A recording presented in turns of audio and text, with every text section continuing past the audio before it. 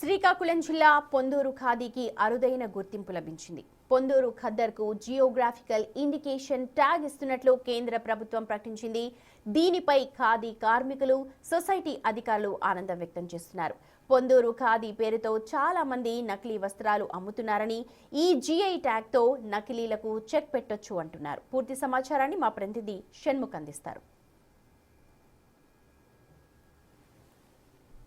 ప్రపంచ ప్రఖ్యాతిగాంచిన Ponduru ఖాదీకి geo tagging వచ్చింది. దీంతో ఇక్కడ ఖాదీ కార్మికులు కావచ్చు, లేదంటే సొసైటీ లీడర్ కావచ్చు, వీళ్ళందరూ కూడా ఆనందం వ్యక్తం చేస్తున్నారు. అయితే ఈ ఖాదీకి ఈ జియో ట్యాగింగ్ రావడం వలన ఎలాంటి ప్రయోజనాలు జరుగుతాయి, ఈ రంగం ఎలా అభివృద్ధి చెందుతుంది అనేది ఈ ఖాదీ బండారు సెక్రటరీగా వెంకటరమణ గారు మనతో ఉన్నారు. ఆయన్ని అడిగి తెలుసుకునే ప్రయత్నం చేద్దాం. సార్ చెప్పండి, ఇప్పుడు జియో ట్యాగింగ్ రావడం వల్ల మీకు ఏమనిపిస్తుంది, దీనిపైన మీ అభిప్రాయం ఏంటి చెప్పండి. నా పేరు దండా వెంకటరమణ. నేను ఖాదీ ఆఫీస్ సెక్రటరీగా గత 9 సంవత్సరాల నుంచి పనిచేస్తూ ఉన్నాను. ఈ సంస్థ 1949-50 సంవత్సరంలో స్థాపించడం జరిగింది. ఆచార్య వినోబాబాబు గారు దీనికి ఫౌండేషన్ స్టోన్ వేశారు.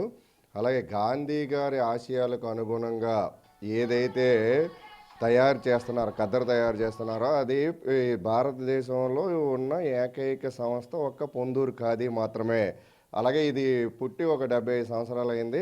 ఇప్పటికీ కేంద్ర ప్రభుత్వం గుర్తించి, అది రామ్మోహన్ నాయుడు గారి కృషితో కేంద్ర ప్రభుత్వం గుర్తించి దీనికి జియో ట్యాగ్ అనేది ఇవ్వడం జరిగింది. ఈ జియో ట్యాగ్ రావడం అనేది మేము నేత వాళ్ళమని, ఒడుకు వాళ్ళమని, స్టాఫ్ అవని అందరూ కూడా ఎంతో ఆనందాన్ని వ్యక్తం చేస్తూ ఉన్నాం. ఏమైనా రాష్ట్ర ప్రభుత్వం కానీ కేంద్ర ప్రభుత్వం కానీ ప్రభుత్వాలు చొరవ తీసుకొని చేయాలి తప్ప ఇది మన చేతుల్లో ఏమీ లేదు.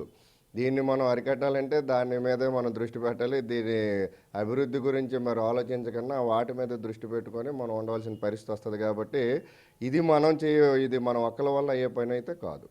అయితే ఈ ట్యాగ్ రావడం వలన అయితే మాత్రం అలాంటి ప్రయోజనం ఏమైనా, దాన్ని అరికట్టే అవకాశం ఏమైనా ఉందంటారా సార్?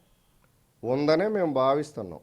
యాక్చువల్గా జియో ట్యాగ్ అనేది పొందూరు ఖాదీ విశిష్టతకి ఇచ్చారు కాబట్టి ఆ ట్యాగ్ జియో ట్యాగ్ రావడం వల్ల ఇలాంటి కొంతవరకు అరికట్టే పరిస్థితి ఏర్పడుతుందని మేము ఆశాభావం వ్యక్తం చేస్తున్నాం.